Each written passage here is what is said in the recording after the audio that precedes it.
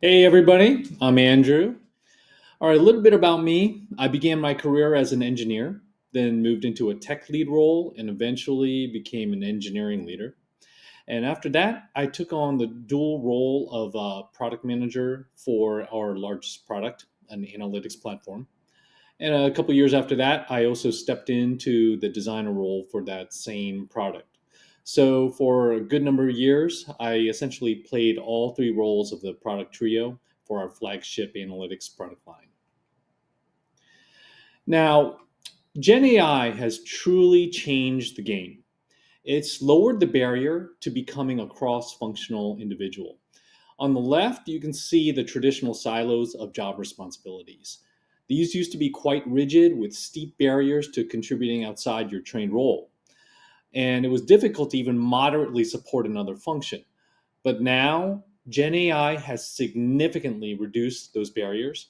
And that shift carries some very big implications for you and your team members. One of the truly game changing opportunities here is having your software engineers take on a deeper level of product knowledge and really amass that knowledge to grow into true product engineers. And that shift will enable engineers to become true partners with their product managers and have much greater impact. It's a strategy I started 20 years ago where I made a deliberate decision to only recruit and offer career paths for product engineers, not traditional software engineers. We still hired computer scientists, of course, but from the very first touch point in the recruiting process, we made it really clear that this is a product engineering career. And that approach allowed us to build teams entirely made up of product engineers, and that is a real game changer because it creates engineering missionaries and it also improves long term retention of our engineers. And I'll share more about that later. So, one of the big things that I've been focusing on is articulating the need for product team agility. Now, when Agile and Scrum were first introduced, they were designed for a much simpler setup. Typically, one small engineering team and maybe a product owner. But if you fast forward to today, the landscape looks really different. We now have product managers and designers deeply embedded across teams. And what we need now is agility at the full product team level. And this matters because when your CEO is pushing for faster launches, it's not because they're being unreasonable, it's because they have to. Product lifespans are shrinking. And to stay competitive, companies must deliver faster. So, in this talk, I'm going to share a number of techniques and ideas I've implemented with my own teams, strategies that have enabled faster discovery, faster innovation, and have helped keep us from being bogged down by technical debt. So, since putting these practices in place back in 2004, we actually have not struggled with technical debt. And I'll share what made that possible. Okay, so I'm going to be showing you different team topologies here, some common ones, and this one here is a common team topology for a sales-led type of model, where sales books features, gives it to project managers, it's designed and then given to product owners and implemented on the teams. This is a product led model that is very common on the East Coast USA. And over here, you'll have a product manager and a designer that then provide the work that is passed down to product owners who are overseeing their own teams. On the West Coast, it's a bit different. They have tech leads all over the place. And here I'm showing a tech lead for each of the three development teams. And then there's like shadows of them within the product trio, meaning that they pop in and out for discussions with the product manager and designer. And so this is something it's more agile than this, and this is more agile than this. But uh, this is actually much harder to staff because to get people like this that can do these roles is very expensive in very short supply. Also, on a lot of teams where they have this kind of structure, often it's also kind of necessary because not only can they not source that high level of tech lead talent, but in addition to that, they also usually have to deal with compliance and regulatory issues and governance issues. And that's more easily done and enforced through product owners rather than through just purely technical people. Okay, so this diagram represents a collection of practices that I'm calling product-oriented software engineering, or POS for short. And these practices can be applied piecemeal to your existing approach, regardless of which team topology that you might identify with in the earlier slides. And they're designed to help you achieve more rapid discovery, faster innovation, and avoid the common struggles with technical debt. And technical debt has killed many code bases, and full rewrites often come with massive financial and opportunity costs. And they sometimes set companies back so far that they lose ground to competitors. All right.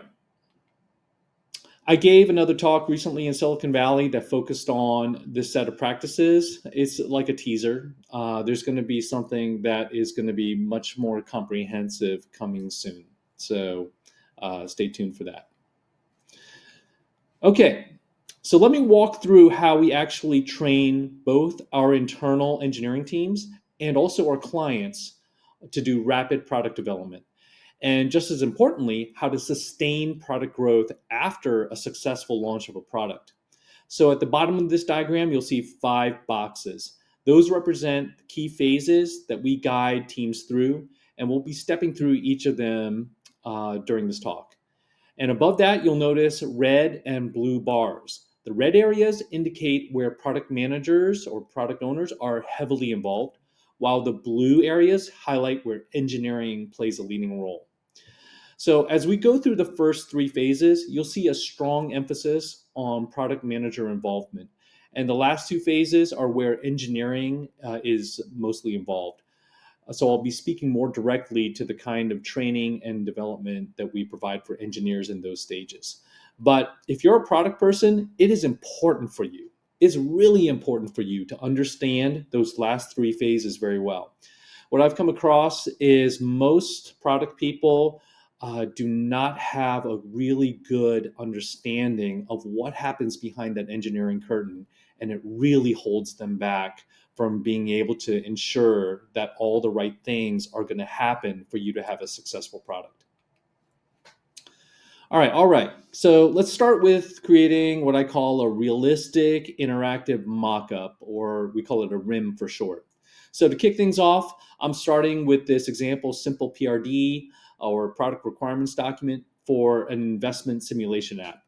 And the idea of this PRD is to let beginners learn stock investing in a low risk way. And so what you can do with today's AI tools is you can feed your PRD into tools like Bolt. There's other alternatives like Lovable. There's a few out there, but I'm going to be showing you how we do this with Bolt. So this is something I see becoming a best practice going forward. And Bolt represents a major leap in how we can use AI for rapid development.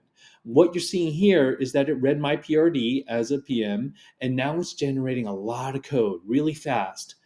Now, a quick word of caution: feeding your PRD into Bolt or any similar AI tool doesn't always work well. Sometimes it struggles due to limited context windows, especially for long documents or complex documents. And in those cases, you might need to break up the PRD into little pieces and feed it in piece by piece to get incrementally better results. So in this case, this is what came out of it. And it wasn't what I wanted at all. It actually seemed to ignore 90% of my PRD. And like I mentioned earlier, you can go back and you can break your PRD into smaller sections, feed it requirement by requirement at a time, or paragraph by paragraph at a time, to get more targeted results. But I'm going to show you another approach that I found to be much more effective than that to get a strong start. So what I like to do is to go to Mobbin. Mobbin is a fantastic website that has screenshots of real UI designs from hundreds of thousands of web apps and mobile apps. It's an amazing resource for visual inspiration and pattern recognition. So for this project, I typed in to the search stock portfolio apps. And then Mobbin pulled up a ton of relevant screenshots. And so from there, you can see I'm browsing around, selecting the ones that I like the best, that match the kind of user experience that I had in mind. So these are the examples that I chose. And then these four examples here, I'll note to you, they came from four different apps. The first one came from the Bloomberg app. The second one came from TradingView. The third one from Fidelity. And the fourth one from Public. So they don't have to be from the same app. You can just piece together things that approximate your vision. Now, these visual references, then I feed into Bolt.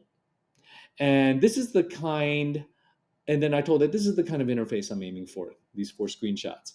And so you can see Bolt analyzing the visuals and starting to generate even more code. This time, much closer to what I actually wanted, which I'll show you. Now, just to give you a sense of the scale of this automation, with my engineering background, I'd estimate that what it produced here is roughly equivalent to about 2 weeks of work for an experienced developer. Not a new developer, an experienced developer. And yet, all of this came about in minutes. Even given all the iterations from the very beginning of the PRD, maybe we're talking about 30 minutes of my time. So this is an enormous productivity gain. But there's a real catch with AI. Every time you go through these rounds of prompting and code generation, you're not just building more functionality, you're also accumulating more technical debt. It builds up quietly in the background and it grows with every new iteration. And that's why I'm going to come back to this topic later on in the presentation. And you're going to see me talk a lot about turning that code into something maintainable. So this was the result. It was much better than the first attempt. And from here, the product manager can continue prompting to refine the UI layout and visual design. You can also start building out clickable navigation flows. And for example, if I wanted to add a portfolios page, I could ask Bolt to place an icon for it at the bottom of the navigation and then create a flow that takes the user to a screen when it's clicked. Basically, just through prompting, the PM can create a realistic, interactive mockup, something that looks and feels like a real app. And that unlocks rapid discovery with your customers, giving you a fast way to do early validation of the idea before writing any production code. So, more recently, Bolt added Figma integration, which means if you already have Figma mockups, you can actually import them directly into the tool. But I want to make a point that you don't even need to do this. You don't even need to start with Figma. You can just start with prompting and the visual references from Mobbin, and you can go from a simple PRD to your RIM. So with AI, everything is so much faster. It's so much quicker than the old way of doing things. It removes a lot of the friction from early stage product discovery. Okay, so what you're really after is validation of the core ideas and features, not a polished design right now. And for that, speed is king.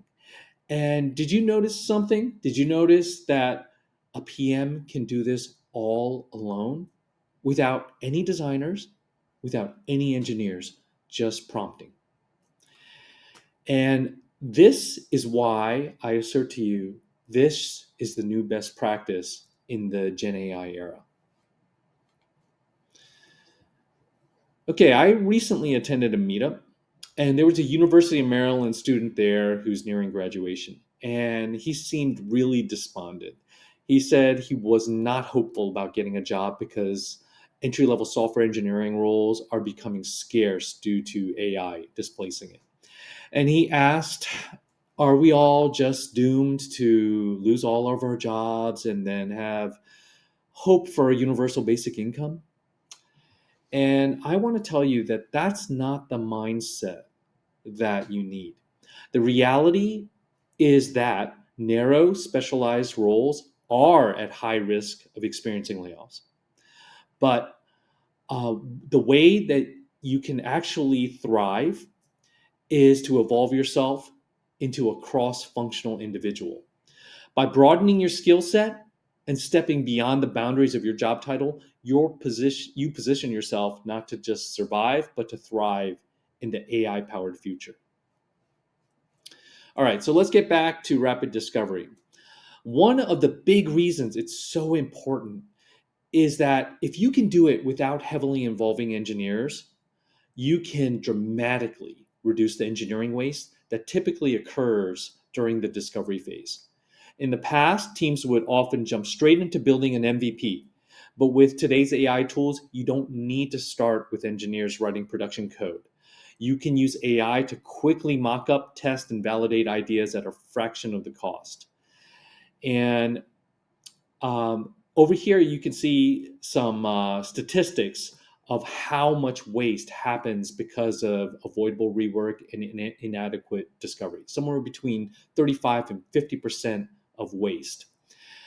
And I can tell you, we've done a lot of analytics on over 400 companies, and it is absolutely true. There's very clear, undeniable evidence of significant waste caused by poor or inadequate discovery. It shows up in the form of rework, abandoned features, bloated MVPs, and time spent building things that never deliver real value. And getting discovery right early on isn't just a nice to have. It's one of the biggest levers for reducing waste and improving overall product velocity.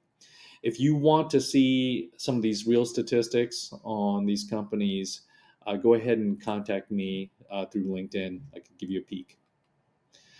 Okay, so now let's talk about the next stage, creating a realistic interactive prototype, or what I like to call a RIP. So what's the difference between this and the RIM that we talked about earlier? The mock-up was focused on visuals and navigation only. Static content, clickable flows, but no real functionality, no real data. It's great for early idea validation and UX feedback. But the RIP, on the other hand, takes things further. It simulates the real product and how it behaves.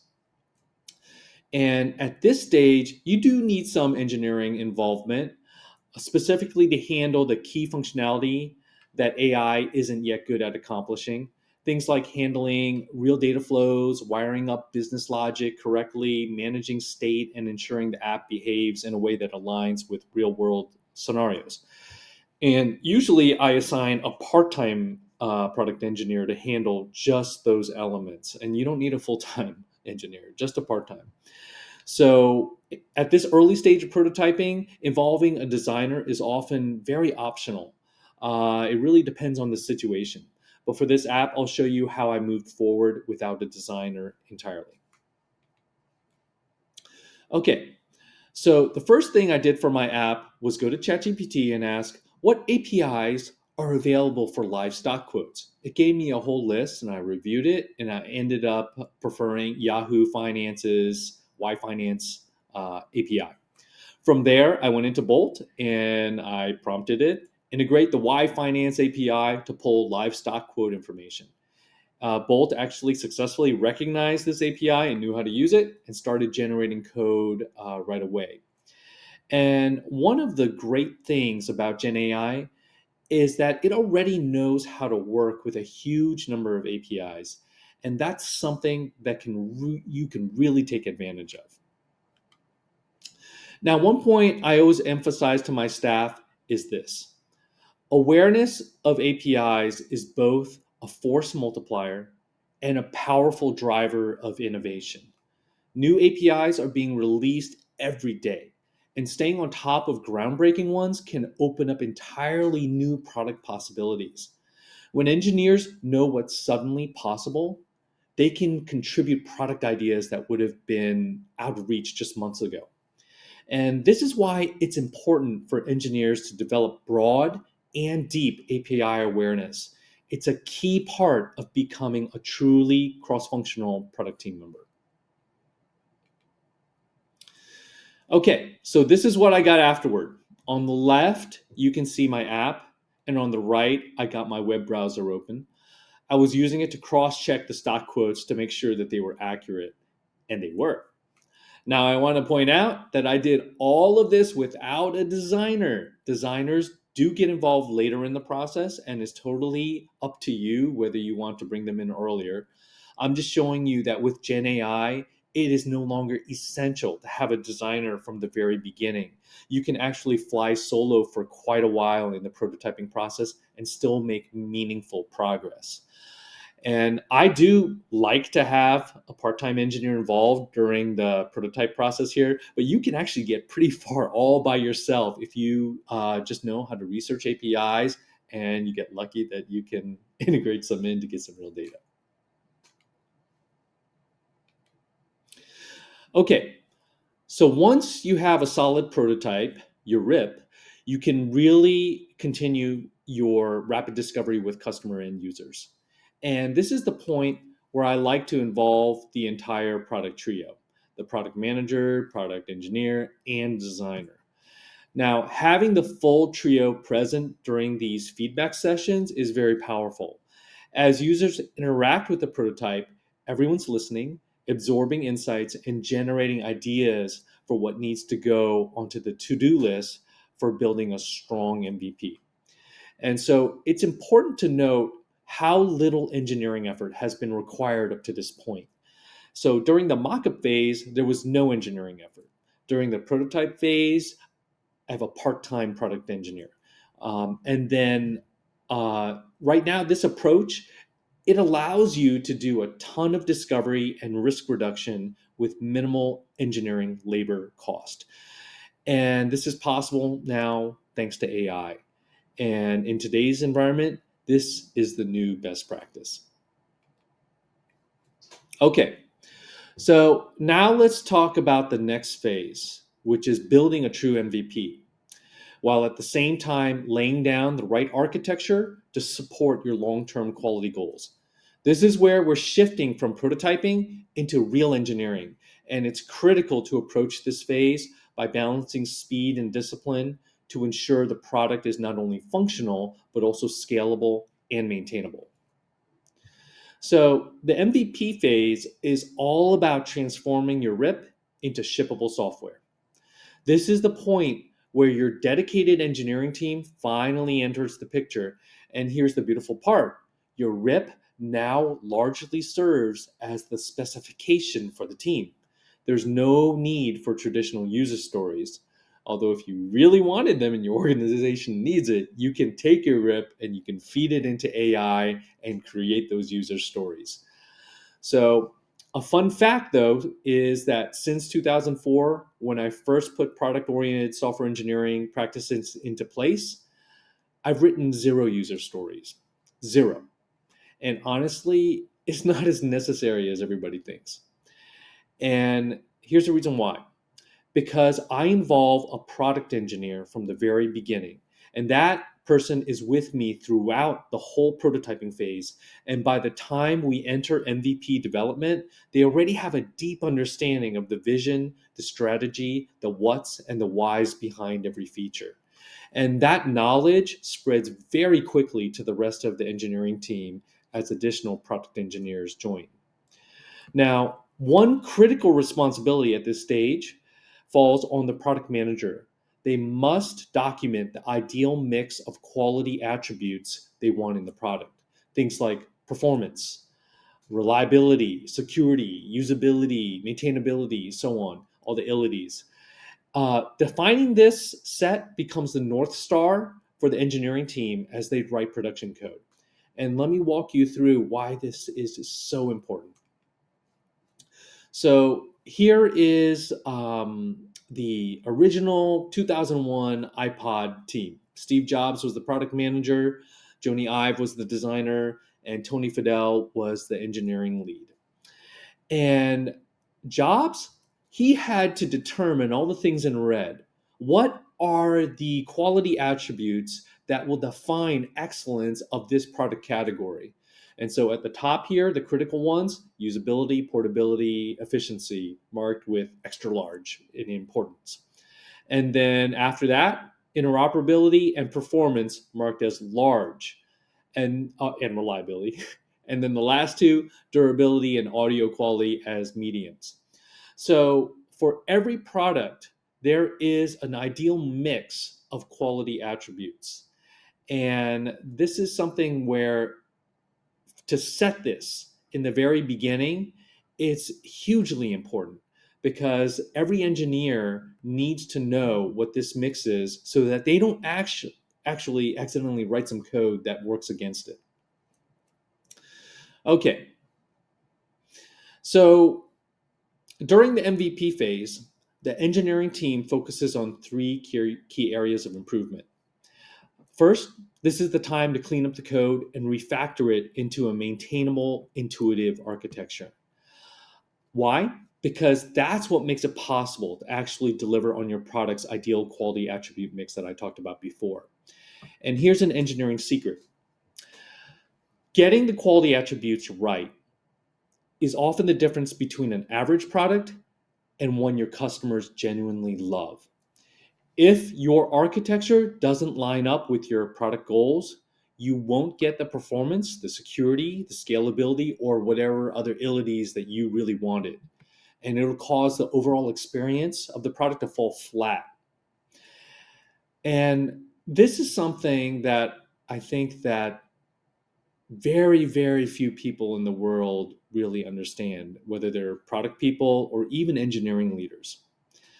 And so on our teams, I make sure that it's the PM's job to define this quality attribute mix at the very beginning of the MVP and make sure the whole team understands it. And in our process, the PM writes it up in a shared wiki, and the Flex engineer makes sure that every developer is aligned and enforcing it through code reviews. From there, the engineering team designs an architecture that delivers on the attributes that you listed, and it only takes really a few lines of code to kill your performance or your security or actually any other critical ability. Second, this is the time to add in all the critical behind the scenes functionality that usually gets skipped in the early prototyping. Things like validation, error handling, logging, and accessibility. These don't provide a wow factor in demos, but they're absolutely essential for delivering a solid, trustworthy product. Thirdly, it's time to build a solid layer of automated tests to ensure reliability. And these tests are critical for catching regressions, edge case bugs, and integration issues before they reach users.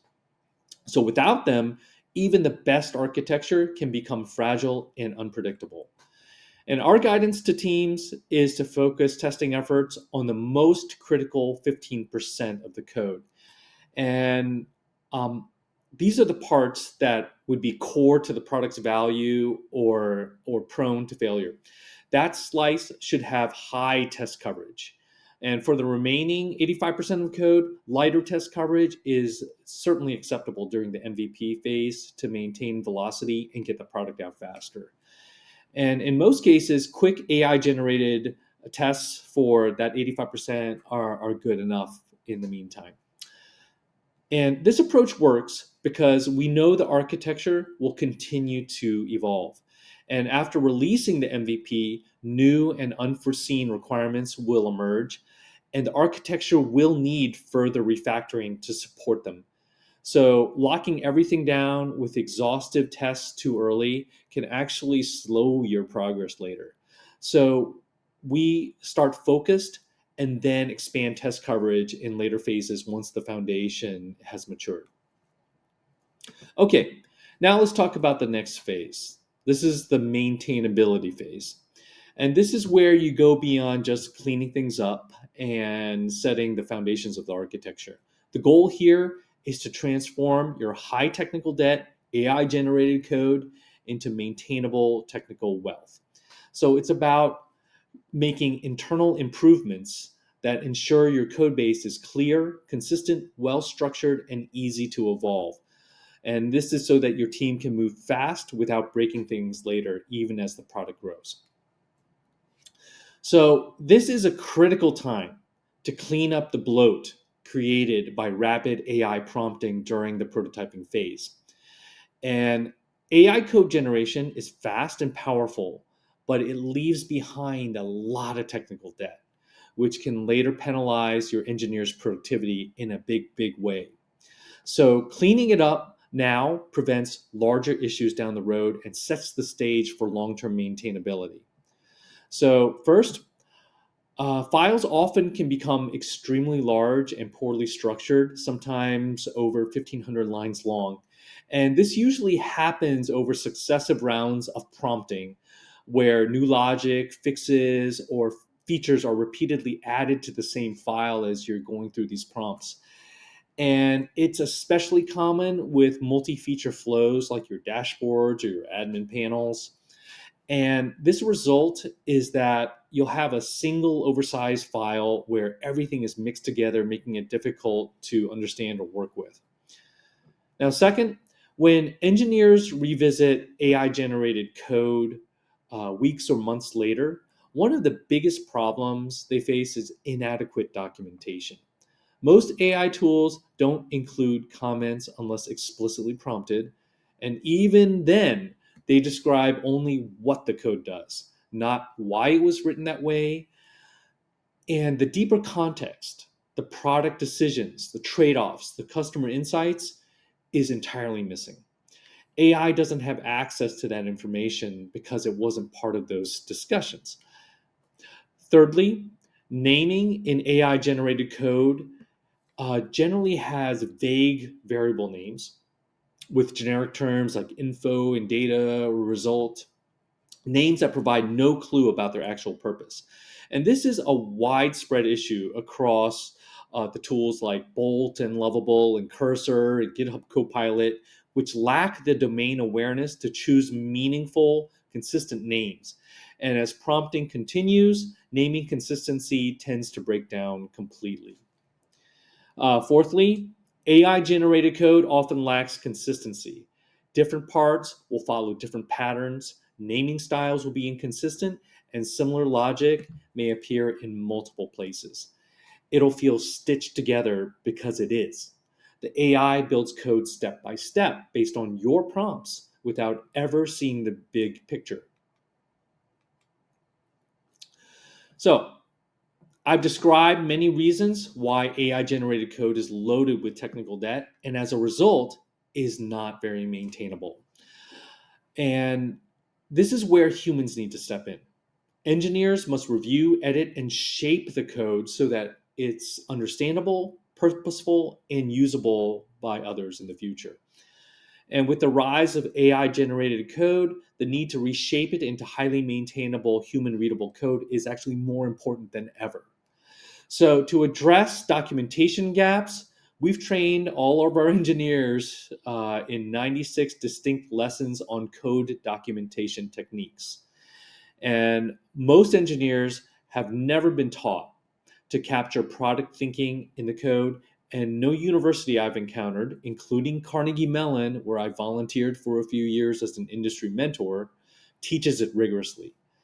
So, learning to document the why behind the code is one of the foundational skills that separates a software developer from a true product engineer. You can scan the QR code on this slide over here to access our training on code documentation techniques. Now, to address naming breakdowns, we've trained our engineers in 53 focus lessons on variable naming alone. Clear intentional naming is one of the most effective ways to embed product understanding directly into the code. And it reduces the need for extra documentation and meetings while making the code far easier to understand, maintain, and pass on to others. And this too has been a core part of how we grow developers into product engineers. People who don't just write code, but write code that communicates meaning and supports collaboration and that lasts over time. So the same QR code also links to our variable naming training if you'd like to explore that as well. So We invite you to leverage our free resources to train your engineers in writing highly maintainable code. You can attack this yourself using the materials that we're providing here, or if you prefer, you can bring in our mentors to train your staff directly and help develop internal champions who can proliferate these practices throughout your organization. Okay, so once you've taken the steps to establish a maintainable architecture and well documented code, you've laid the foundation for growth. And that's what sets the stage for you to scale your team effectively once product sales begin to take off. So, this last phase is about sustaining product growth. And I'm going to share strategies for how you can grow your team as the product grows and how to avoid the common anti patterns that lead to bloated headcount, higher costs, and reduced agility at the product team level that ultimately slows innovation. Okay, so this slide shows a really common pattern in the tech industry. On the left, we have a cupcake, and this represents a brand new product. At this stage, there's just one engineering team, which is the cake, the cupcake, and one product manager, which is this figure on top. And everything's simple. The PM owns the whole thing, the vision, the roadmap, the impact, and can move fast with the team. But as the product succeeds, things naturally get more complex. More features, more users, more code. Eventually, it's just too big for a single team to handle. So then what happens? Companies start slicing up the product like a cake. And each slice gets handed off to a separate engineering team. And each team gets its own PM or product owner. And it seems like a reasonable scaling move. And it seems unavoidable. But this is where problems start. So, what started as one clear product vision inevitably turns into a bunch of smaller, disconnected visions. And coordination becomes a serious challenge because the product loses its sense of conceptual integrity and overall business impact gets diluted. And this isn't something that just might happen, it's what happens when you scale like this. So, to manage all the new PMs and POs, more layers of product leadership are added. This is where you get group PMs and directors and VPs and even chief product officers. And so now instead of one person owning the full experience, you got a whole web of people managing slices of it. And while this structure helps you manage complexity, it also makes it harder to deliver a cohesive, high impact product. And this is the dominant pattern in our industry for products that grow a lot. And it explains why labor costs skyrocket as products grow, even while innovation grinds to a halt. Now, this slide here, I'm showing the same thing, but from a team topology structure perspective. So here you can see, in this case, 6 slices, 6 teams. And all these product teams have their own PM, and they possibly have their own tech lead or looking over the engineers, but they're looking over, each one is just looking over a slice of the whole. And above them, you've got layer after layer of product leadership. You've got your group PMs, directors, VPs, CPO, trying to keep everything aligned. And this is the model that we're taught to build. We're taught to aim for maximum autonomy of these teams. Make sure that every team can move independently, right? That's what all the product management frameworks and teachers are telling you to do. But here's the catch. When you structure things this way, that independence starts working against you because it chips away at the conceptual integrity of the product. It fragments the code base. Each team gets locked into their own little world, optimizing for their little slice rather than thinking holistically. You lose the cohesion. And the product starts to feel like a patchwork of disconnected parts. And it becomes really difficult to make bold, cross-cutting changes that push the product forward in big ways. And to make matters worse, the leadership structure meant to bring alignment often introduces more complexity, more meetings, more approval chains, more latency. It feels like coordination, but really it just slows things down. So, what you end up with is a bloated organizational structure, high costs, and a product that struggles to evolve. And if you follow this pattern, if you keep slicing and layering, it becomes your default future. And this is where most large products end up. But we've taken a different approach, and I'll show you what that looks like. So I'm not going to do a full dive into this. Our approach, I call it product-oriented software engineering. And like I said, it's um, a set of practices, and you could take it piecemeal and you could apply one or more of these things to the way that you do business in your current structure. So I'm not going to do a deep dive into product-oriented software engineering right now. That's a dedicated talk in itself. But I want to walk you through just some core foundations because these are the things that make this model work. So first, we start with product engineers. This is the foundation of everything. Product engineers don't just write code, they understand the product. They're aligned with the vision, the strategy, the what and the why. And that matters because they don't need to be micromanaged by the PM. PMs don't have to constantly translate product thinking into endless user stories and have follow-up meetings to check to make sure that everyone understands and is doing what they're supposed to be doing. Product engineers have enough of product awareness to make smart product aware decisions as they build. And that alone takes a massive load off the PM's plate and allows the whole team to move faster and stay in sync. Second, we have something called flex engineers. And these are engineers that are always available to the product manager and designer. They're available within seconds because their primary job is to always be available to be able to do product trio activities. And so they can give very fast technical input and estimates during discovery or strategy meetings.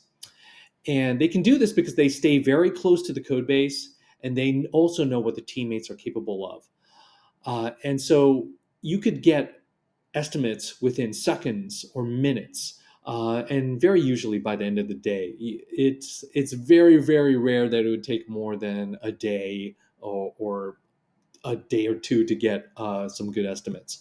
You don't need week-long estimation cycles that pull in other engineers from the team.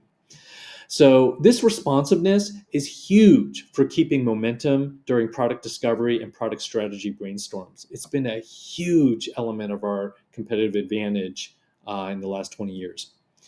So thirdly, Pose helps us to eliminate a ton of waste because of doing these rims and rips. So as I showed you before, these iterations of doing these mockups and prototypes, very, very fast, very, very cheap. And so it's very lightweight and it dramatically reduces the chances that you're going to be building the wrong thing when you get into the MVP stage.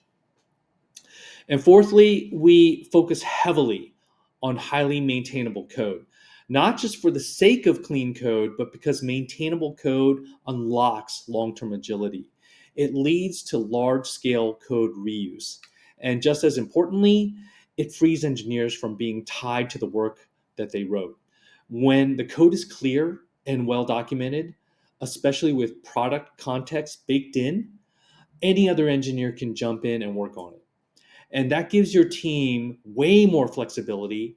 And it means your engineers aren't constantly stuck babysitting their old code. They're empowered to constantly move on to new development work, which is essential to their professional development. And the last piece is AI daily reports. These are automated end of the day summaries generated straight from the source code. Every developer gets one, and the whole product team reads them the next morning.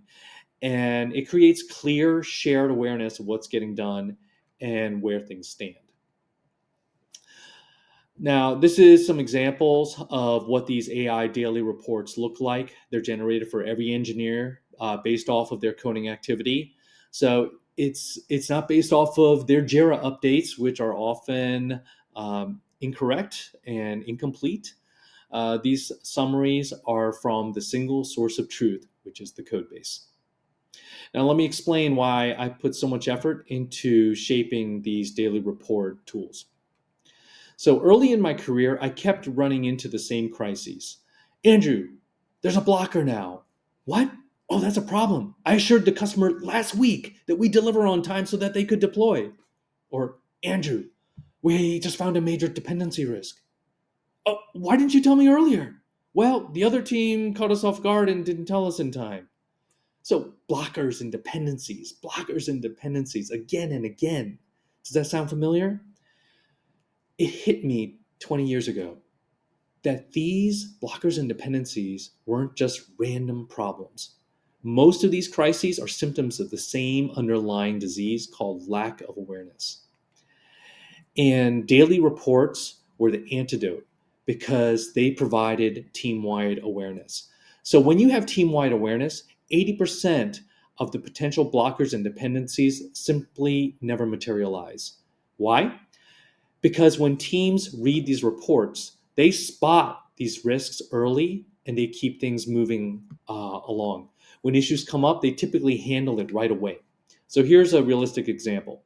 Let's say a bookings engineer deprecates an old API, assuming it's no longer needed. So the next morning, let's say a mobile app engineer is skimming the daily reports and catches that and says, wait, we still rely on that old API. So then all she has to do is message the bookings engineer who rolls it back to allow more time for migration. Problem solved in minutes. Or here's another common scenario. A designer or QA tester reads a report and notices an engineer wrapped up a feature yesterday. So they ping them, hey, can you push that to the testing server? I want to check it out. And so the engineer does, and right away they catch an issue with the error messages. A quick back and forth later, and it's fixed before it ever becomes a problem. So these quick organic conversations happen on our product teams and prevent last minute fire drills and stressful emergency meetings. And so there's no chasing people down, there's no scrambling at the 11th hour, just simple heads up, fast fixes, and smooth progress. And this is why I've come to see awareness as a corporate immune system that keeps software ails at bay, and it stops problems before they spread. So, in most situations, this team-wide awareness enables rapid detection and correction of misalignments within 24 hours. If an engineer drifts off course, others usually catch it in the daily reports and step in to realign things without the product manager having to micromanage. And that's the power of this POSE approach. With the Flex Engineer and product aware teams, alignment happens organically and the product manager doesn't have to intervene constantly. So you can see in this example that there are 4 teams and there's one product manager. And at first, that would seem crazy, like, right? How can one product manager uh, manage so many engineering teams? Well, they're not really doing all that tactical management because it's been pushed down to all the engineers.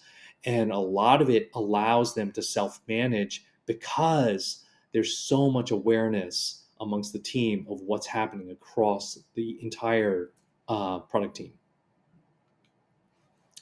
Okay, so we actually offer an AI coding masterclass, and it's not just about using AI tools. The most important part is what comes after you've built that impressive prototype, after all the fast, cheap discovery work. What happens when you're ready to turn that prototype into real, scalable product? That's where the maintainability phase and sustaining product growth phase come in. And this class will walk you through all of that. It's a 5-day course with half-day sessions each day, and it's designed to take you from rapid prototyping to building something that you can actually last and support a real business. So you can find all the details, the schedule, pricing, everything on our website. All right, that wraps things up for today. You'll see a few QR codes on the screen, one to connect with me on LinkedIn, and my email is there too if you prefer to reach out directly. There's also a QR code for the AI coding masterclass if you want more details on that. Another one links to more info on AI daily reports, and the third one takes you deeper into the product-oriented software engineering training, especially if you're looking to grow and sustain a product more efficiently with a smaller, high-performing team. And I'm happy to take questions now.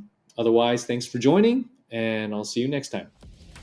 Empowering PMs and leveling up engineers are two sides of the same puzzle in achieving product team agility. In my accompanying talk, I share how your engineering leaders can grow your engineers in 6 core skills to unlock high velocity delivery without compromising quality.